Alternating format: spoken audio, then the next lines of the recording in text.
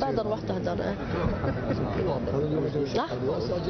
إذا كنت بالاستماع الأجواء هناك كيف؟ بالقاسم، أهلا مشاهدينا الكرام. إذا نحن متواجدون بساحة موريس أودا، حيث تجمع الكثير من المواطنين، أقول عقب إعلان القايد صالح لتفعيل المادة 102 من الدستور. وللمزيد من التفاصيل حول وقع هذا الخبر على الشارع الجزائري يحضر معي مواطن. سيدي، اليوم القايد صالح طالب بتفعيل المادة 102 من الدستور التي تؤكد حالة الشغور في الجزائر. في هذا الإطار أنتم شباب الحراك، هل وصلتم إلى مطالبكم؟ بسم الله الرحمن الرحيم.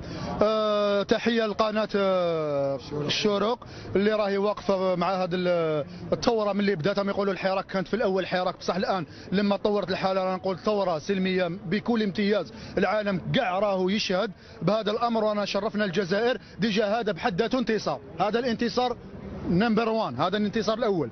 انتصار ثاني اللي هي السلميه اللي رانا نمشوا بها، لانها مستحيل غاشي كيما هذا يخرج في ظروف كيما هذه ويتسم بهذه السلميه. حتى اصحاب الصطاد، اصحاب الكدا، ليجان كامل، اصحاب السجون كاع راهم ملتزمين بالسلميه، وهذه نقطه جد مهمه. تحيه للشعب الجزائري فيها. يعني في رايك في اوروبا وما راهيش هكذايا. في اوروبا لي جيلي جون، السطورات الصفراء في اوروبا ماشي هكذا، صح. الحاجه الثالثه اللي هي السؤال اللي طرحته علينا تاع تفعيل الماده 102 من الدستور، اللي تقول والله غير جات متاخره. علاه متاخره؟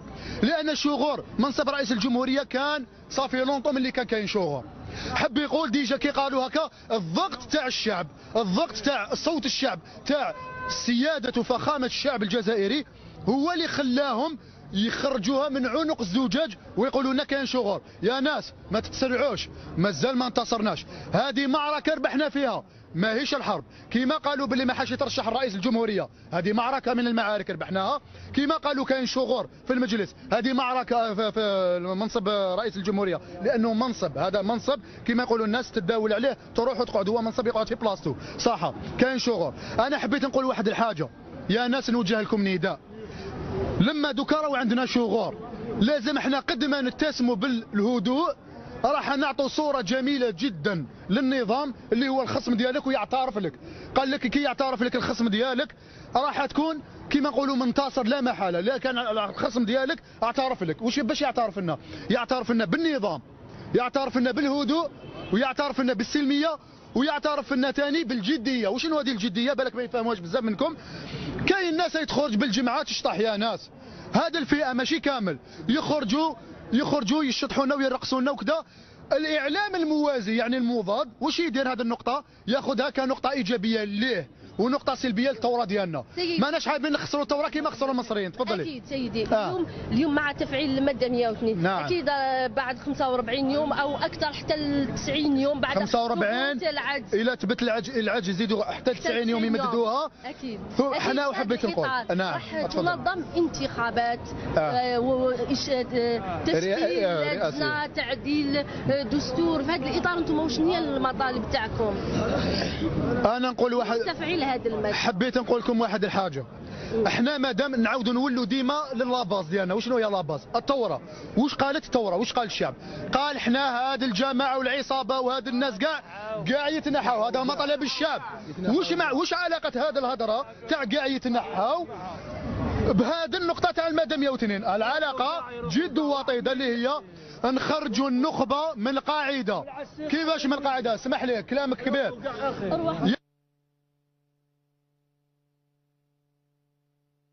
الناس تخير فلذات كبدها، الناس الملاح، لي زافوكا، القضاة، المثقفين، واسمو قطاع واش يسموهم الصحفيين.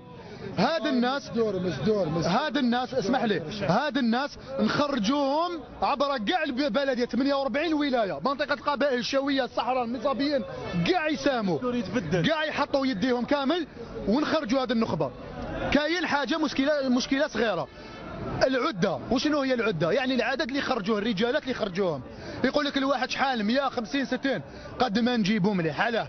حيكون شغور في المجلس الشعبي الوطني، حيكون شغور في المجلس الامه، يعني البرلمان البرلمان بغرفتيه، حيكون شغل في المجالس البلديه كامل تاع 48 ولايه، حيكون شغل في المجالس الولائيه.